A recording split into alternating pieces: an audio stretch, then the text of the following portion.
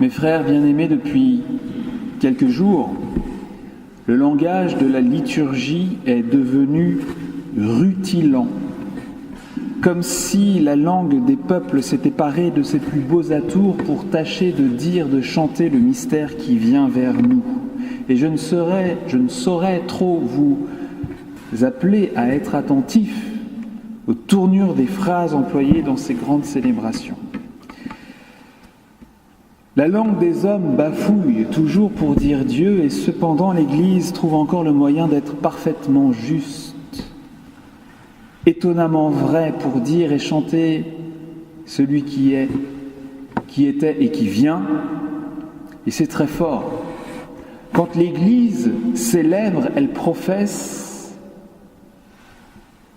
la foi catholique reçue des apôtres, d'où l'adage ancien lex orandi, lex credendi, je traduis pour les nuls en latin, dont je fais partie.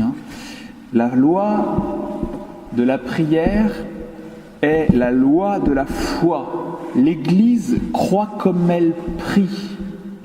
Elle prie comme elle croit. Et la liturgie dit alors la vérité. On trouve donc des formules sublimes comme celle-ci, écoutez ça. La révélation de ta gloire s'est éclairée pour nous d'une lumière nouvelle dans le mystère du Verbe incarné. Maintenant, nous connaissons en lui Dieu qui s'est rendu visible à nos yeux et nous sommes entraînés par lui à aimer ce qui demeure invisible. Dans le mystère de la nativité, celui qui par nature est invisible se rend visible à nos yeux, engendré avant le temps, il entre dans le cours du temps. C'est pas mal quand même. Si je pouvais, je chanterais ce matin l'homélie, mais je ne sais pas faire. Comment émettre une parole qui soit à la hauteur, qui ne jure pas avec la beauté suprême, avec tout ce que la divine liturgie nous donne à voir, à sentir, à entendre? Après des millénaires de nuit, le jour se lève enfin. L'horizon blanchit, puis c'est un ciel couleur pêche de vigne. L'aurore est toujours un spectacle splendide, rien d'effrayant dans cette grandeur. Avec elle, le jour nouveau semble nous saluer dans la paix. Cette aurore, c'est Marie. Marie est l'aurore de Dieu sur la terre. Elle n'est pas le soleil, mais elle le porte en elle, le Christ, notre Dieu, qui s'élèvera sur la terre des hommes lorsqu'il sortira d'elle, et ce sera la nuit, dans 2 nuits, ce sera Noël. Quelle gloire, mes sœurs, mesdames, que le Seigneur soit vivre au fin fond de l'une de vous, que le Créateur soit venu demeurer dans l'une d'entre vous.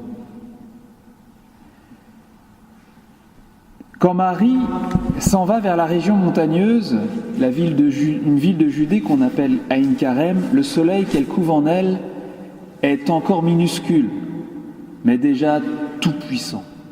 Et Marie tamise, elle tamisera toujours l'astre d'en haut, trop ardent, par la beauté féminine et la bonté maternelle. Dans cette aurore, ce ciel matinal, une étoile scintille, une dernière, et c'est le petit Jean-Baptiste qui tressaille. Les pères de l'Église se sont donnés à cœur joie, ont surabondé sur ces thèmes et ces allégories de l'aurore, Marie, l'aurore, et Saint Louis-Marie Grignon de Montfort, qui fut le principal inspirateur de Jean-Paul II, comme vous le savez, a méthodiquement recueilli et synthétisé l'enseignement des pères. Comme Marie est l'aurore qui précède et découvre le soleil de justice qu'est Jésus-Christ, elle doit être connue et aperçue afin que Jésus-Christ le soit. Dans le Cantique des Cantiques, dans votre Bible donc, je précise au cas où, Il est question d'une femme belle, toute aimable, qui surgit comme l'aurore, resplendissante comme le soleil, redoutable, dit le texte, comme une armée rangée en bataille. Comment ne pas reconnaître en elle la mère de Dieu ? C'est une allusion prophétique, poétique, Marie immaculée, revêtue des couleurs du soleil, sainte comme Jésus, belle comme le soleil, et qui règne sur le monde, Saint Louis-Marie de Montfort affirme « C'est par la Sainte Vierge Marie que Jésus est venu au monde, et c'est aussi par elle qu'il doit régner sur lui. » Je voudrais qu'on contemple ensemble cette aurore, que nous constations ensemble que l'avènement de Jésus dans une âme, ou plus exactement son règne complet dans une âme, est indissociable du surgissement de Marie en elle, comme le soleil qui ne vient jamais sans l'aurore, et l'aurore d'abord. Qu'on le sache ou qu'on ne le sache pas, que ça nous plaise ou non, Marie est toujours là. Et c'est elle qui forme Jésus, son Fils, en nous. C'est un beau jour, la veille de Noël, pour dire merci. Merci, grand merci, Marie. Non seulement parce que Jésus présent dans ma vie est né de toi, mais encore parce que c'est toi qui, sans que je me rende bien compte, me l'a donné. Croyez-moi, tout ce qui porte un tant soit peu la marque du Christ dans votre vie est un don qu'elle vous a fait, un don unique, personnel, qui a été déposé dans votre cœur, dans votre vie, par les mains de Marie. Et c'est clair, si clair dans l'Évangile. Que se passe-t-il ? Marie entra dans la maison de Zacharie et salua Élisabeth. Shalom. C'est ce qu'elle a dû dire. Ou peut-être qu'elle a répercuté les paroles que l'archange Gabriel lui avait annoncées. « Réjouis-toi, ma cousine, le Seigneur est venu. » Shalom et badaboum, le Saint-Esprit investit les lieux, Élisabeth en est remplie, et Jean-Baptiste, l'enfant à naître, bondit de joie. Comment ça se fait ? Et c'est tout simple, Marie est là, qui porte en elle son soleil d'amour, et celui-ci envoie du feu. Jésus déjà répand l'Esprit Saint. Si souvent, je vous ai parlé de la vie chrétienne comme d'une relation personnelle avec Jésus, c'est vrai. Mais il serait encore plus juste de dire qu'il s'agit d'une relation personnelle avec Jésus et Marie. Avec Jésus et avec Marie qui nous aime comme Jésus nous aime. Jésus lui inspire une charité pour nous, une tendresse, une miséricorde, une soif de notre salut éternel, de notre sainteté. Et il faut croire que c'est possible. Qui n'ont d'égal que les siennes, celles de Dieu lui-même. Et Jésus lui inspire tout cet amour du dedans d'elle-même, où il règne. Ça lui monte des entrailles. Regardez cette hâte avec laquelle cette jeune maman se met en route.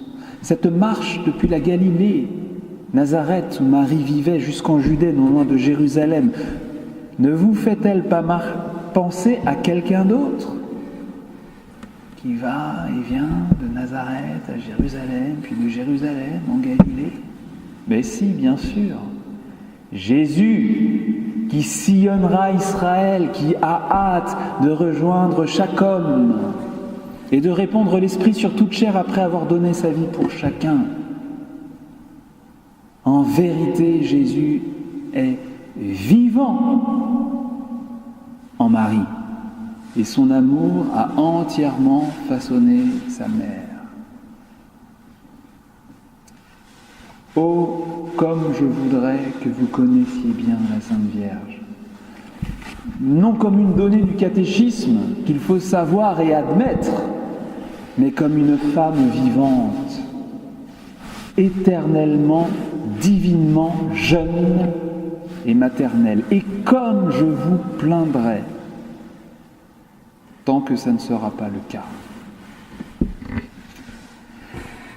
Car comme le lui dit notre Florent, le jeune qui chante à l'église de la Farlette dans l'une de ses chansons, son regard aimant fait tomber toutes les peines. Je vous invite à renouveler aujourd'hui votre rencontre personnelle avec Marie, ou au moins à prendre la décision de vous laisser rencontrer par elle, de la chercher chaque jour. Comme le disait Charles Péguy, lui c'est pas un poète de la paroisse, mais on le connaît bien, elle est avec nous, parce que le Seigneur est avec elle. Elle est infiniment touchante, parce qu'infiniment touchée. Elle entrera chez vous, dans la mesure où vous lui permettrez de le faire. Manifestement, chez Zacharie et Élisabeth, la porte est ouverte et Marie est entrée. Attention à l'orgueil qui répugne à passer par Marie. Et l'orgueil se gourre toujours, parce que Dieu est humble. Lui qui est passé par une femme pour rejoindre chacun d'entre nous.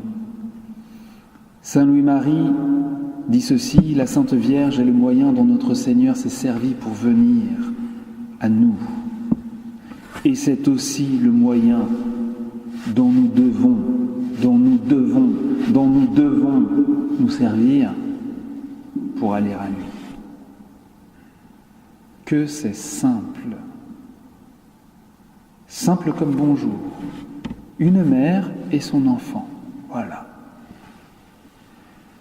De toute éternité, il a été décrété que vous et moi, nous cheminerions vers l'Éternel, vers Dieu, enveloppés d'un amour maternel. C'est comme ça. Et c'est très bien. Alors, cherchez Marie, pensez à son sourire, parlez-lui, appelez-la, maman, maman, maman, maman. Moi, c'est ma prière, c'est ma respiration. Ce mot, maman, et c'est elle qui fait tout. Elle viendra, et elle ne viendra pas seule. Amen.